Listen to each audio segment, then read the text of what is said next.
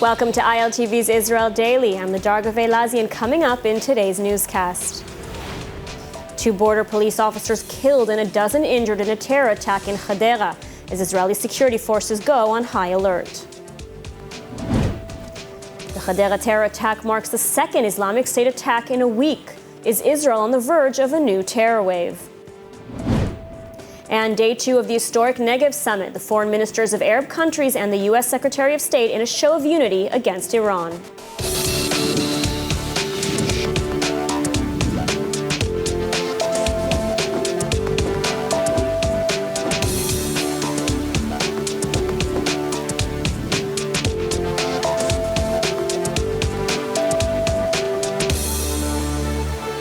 Two border police officers were killed in a terror attack Sunday night after 2 Israeli Arabs, supporters of ISIS, opened fire. Asaf Nissan with the report.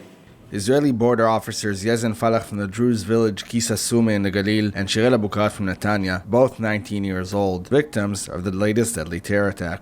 The 2 were killed and a dozen more injured after 2 Israeli Arab gunmen, supporters of the Islamic State, opened fire in Hadera, a city north of Tel Aviv, on Sunday night. In disturbing video footage, the 2 gunmen are seen positioned near a bus stop on Herbert Samuel Street in the city, waiting for people to get off a bus before opening fire at close range, and then continuing to shoot at drivers and passers-by. An undercover force of the Israeli border police, which had sat down to eat at a restaurant nearby, heard the shots and approached the scene. And after a gunfight in which 2 officers were injured, they were able to neutralize and kill the terrorists. The latest attack comes just days after an Israeli Bedouin in the southern city of Beersheba, also an Islamic State supporter, carried out a driving and stabbing attack which killed 4 people. Israeli Prime Minister Naftali Bennett visited the Hadera police station Sunday night following the attack and on Monday held a situation assessment in which he called on all citizens to remain on alert. And joining us now in the studio with more on the ongoing investigation into the terror attack is ILTV reporter Asaf Nissan. Asaf, thanks for joining us. So first of all, 2 people were killed, many more injured. I mean, just how many people were hurt in this attack, and what condition are they in now? Well, Nidar, we're talking a total of 12 injured, with 7 of them with light injuries who were taken care of the ER on the spot and were released home. But currently we still have 5 who are still in the hospital, 1 in serious condition, 1 in more moderate condition, 3 lightly injured, and 1 of them specifically is also in the children's ward. Now, from reports, I mean, this seems like this could have been a much larger and more serious attack, which was incidentally avoided because of Israeli border police nearby. What do the police have to say about this? So what comes out from the police, pretty much, we're seeing that this could have been a way more serious attack. They were carrying with them guns and ammunition for a long and deadly drive, and even to the potential of having this being another hostage situation. This whole scenario was dangerous enough of the fact we're talking about 2 Arab Israelis who brought an insane amount of guns with them, and they were able to carry it without any interference. I mean, so what do we know about the terrorists? I mean, we know that they were Israeli Arabs.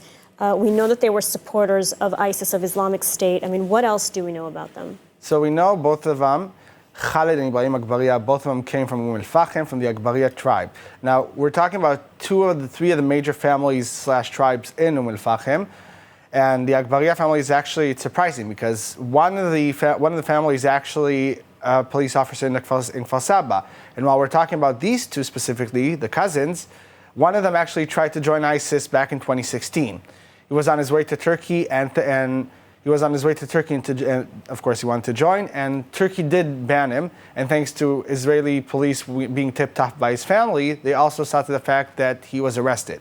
So in 2016, Israeli police already knew about Ibrahim Akbariya. His cousin, by the way, Khalid, wasn't even a suspect, but they knew of the potential risk there. So this was part of the issue they knew about in advance. And you mentioned the family. I understand that police went into Al-Fahim and arrested several other members. What can you tell us about that? So they arrested a few members of the family also, a few relatives.